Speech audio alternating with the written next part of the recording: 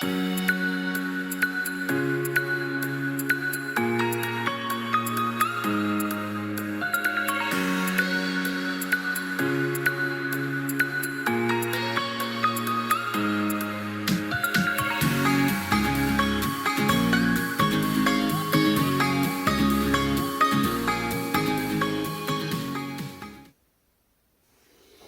안녕하십니까. 하트노무사TV 김영남 노무사입니다.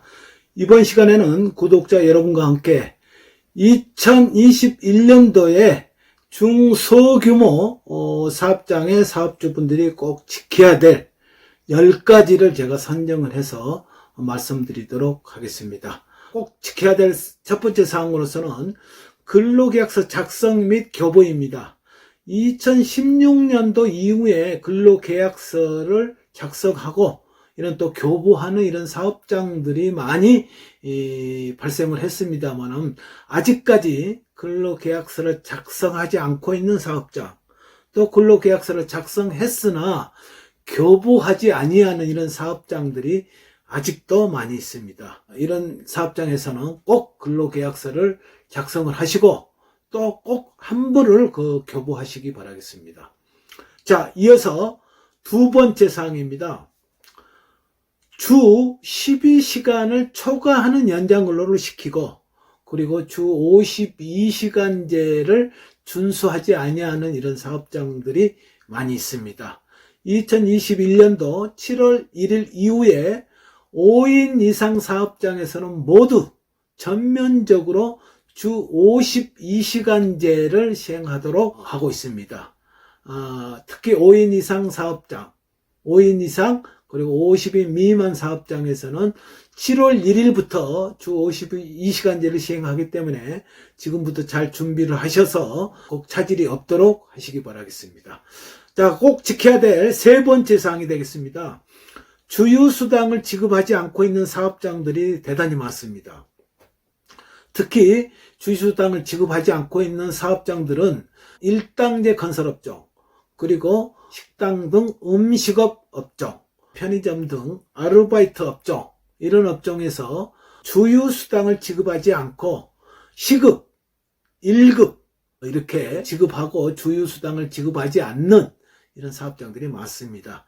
2021년도에는 노동청에 고소를 당하지 않도록 꼭 주휴수당을 지급하시기 바라겠습니다.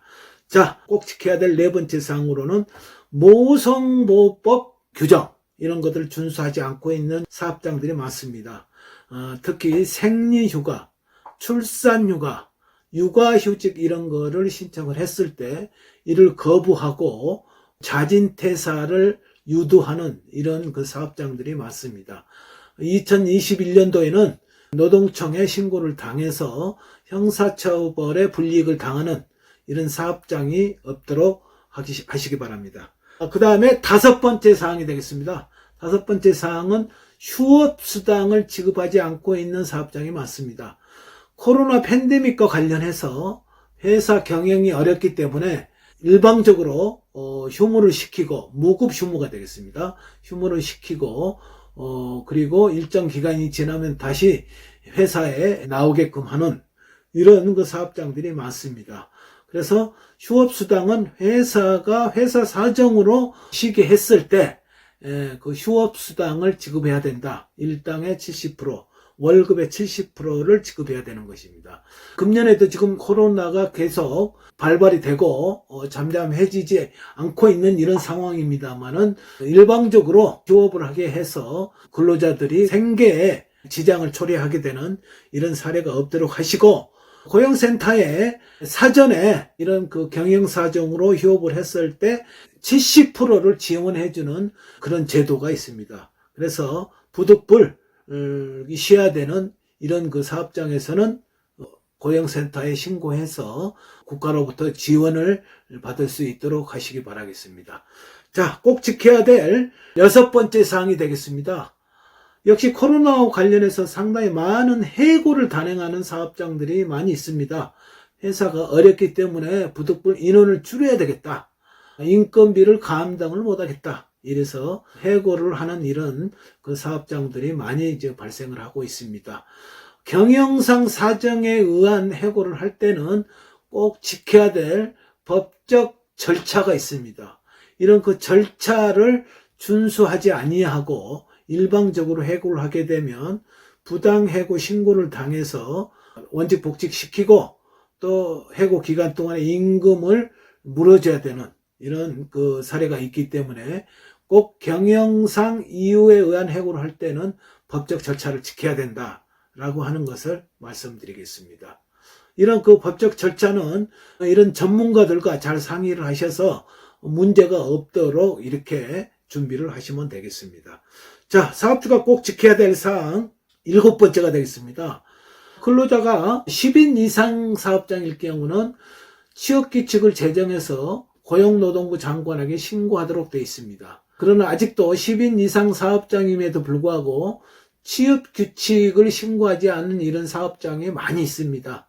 특히 그 취업규칙에는 근로조건 전반적인 사항에 대한 것, 근로자 복지에 관련된 사항, 그리고 징계, 이런 중요한 사항들이 제정이 되기 때문에 꼭 10인 이상 사업장에서는 이런 내용들을 잘 검토하셔서 제정을 해서 고용노동부 장관에게 꼭 신고하시기 바라겠습니다. 자, 사업주가 꼭 지켜야 될 8번째 사항이 되겠습니다. 가장 중요한 사항이기도 합니다만은 최저임금을 지키지 않고 있는 이런 사업장이 많이 있습니다. 2021년도 최저임금은 시급으로 8,720원입니다. 월급으로 환산했을 때는 약 182만 원 이런 액수가 되는데 최저임금액을 준수하지 않고 있는 이런 사업장에서 근로계약서 내용을 잘 검토를 하셔서 최저임금 미달 임금이 지급되지 않도록 잘 준비를 하시고 노동청에 신고를 당해서 형사처벌을 받는 사례가 없도록 하시기 바라겠습니다. 9번째는 연차 무급 휴가 그리고 연차 수당을 지급하지 않은 사업장들이 많은데 이를 꼭 지켜야 되겠습니다. 특히 좀 최근에 연차 휴가와 관련해서 2018년 5월 29일 이후에 만 1년이 되는 근로자에게는 26일의 연차 휴가를 부여해야 된다. 이 규정이 각 사업장에서 잘 지켜지지 않고 있습니다.